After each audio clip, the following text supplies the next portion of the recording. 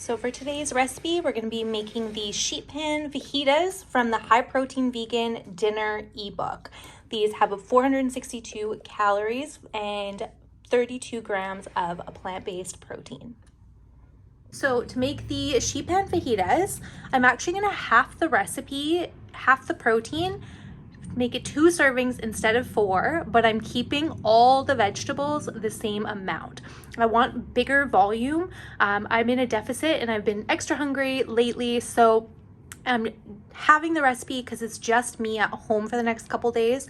However, I want lots of food, so I'm going to double the vegetables so that it enhances the volume of the meal without adding too many extra calories. So in the recipe ebook, it calls for veggie grounds. The veggie grounds company that I really like, if you can get your hands on it, is the Gusta Foods grounds. This is not the Gusta Foods grounds. Unfortunately, the grocery stores near me, I went to several, they were all out of the actual grounds that this company carries. They have an original flavor grounds and they have a Mexican flavor grounds. Both are delicious and absolutely perfect for this recipe. The macros in the recipe ebook are done with the Gusta Foods grounds. But if you have the ebook, you know that I've also put those macros outside as well so that you can work in whatever grounds that you're able to get. So because they were out of it at the grocery store, I've decided to use Gusta still, but I'm using their beefless strips instead of their beefless grounds. So they look like this. They look a little bit obviously different. So it's gonna look actually somewhat more like a fajita instead of like the taco meat. And I think it's gonna be really tasty. In terms of the macros, it's actually slightly less calories and the same amount of protein. So I'm just gonna add all of those, break them all up into the bowl.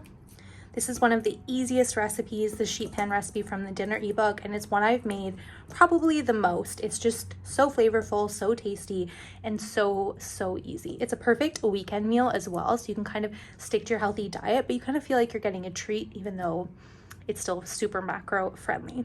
So I've added that all to the bowl. If you were using the grounds, that's exactly what you would do with those as well. And then you're gonna add the onion. I'm using an entire onion, which again would be 4 servings, not 2, but double the volume. And then I'm using peppers, bell peppers, and then I've got zucchini. So zucchini and onion I've added extra volume with. The recipe just calls for peppers and jalapeno. I'm using extra volume, adding in zucchini and a full onion. Adding in the spices, so starting with paprika, garlic powder, cumin powder, a little bit of chili powder. Mine is a hot chili powder, so I'm just gonna add a tiny bit. And we're gonna add salt. It calls for oil, calls for oil, 1 tablespoon. I only have the spray kind of avocado oil, so I just did about probably 1.5 tablespoons in there.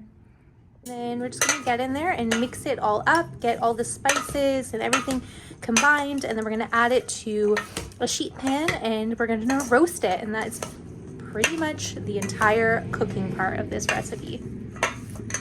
Everything has been tossed and put into the pan, everything's really well seasoned, and we're just gonna put that in the oven to roast.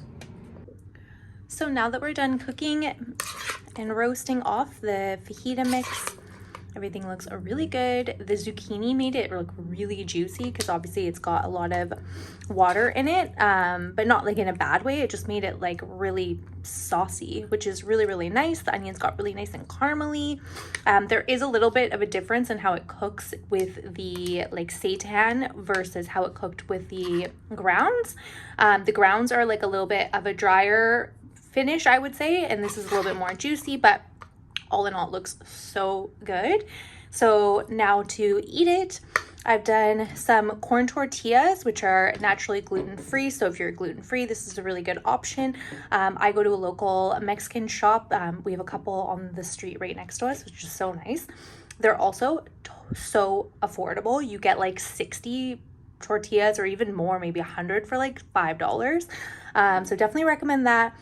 That being said, when you do use a corn tortilla, especially like an authentic Mexican corn tortilla, you have to warm them before you eat them. So you can warm it in a pan, you can warm it in the microwave, you can throw it in the oven. Sometimes like when this is roasting for the last like 3 minutes, I'll just throw these like right on top. It gets them a little bit messy, obviously. You can throw them directly on top and get them all warmed up that way. But yeah, make sure to warm them. And then you're just gonna add this mixture to the middle of each one. Like that.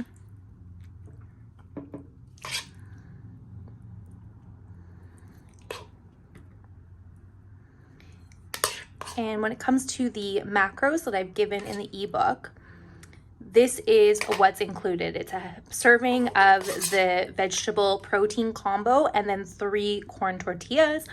And then I've gone ahead and added this yogurt. So you could use vegan sour cream if you prefer it, but I always have coconut yogurt in the house because I have yogurt bowls for breakfast pretty much every single day.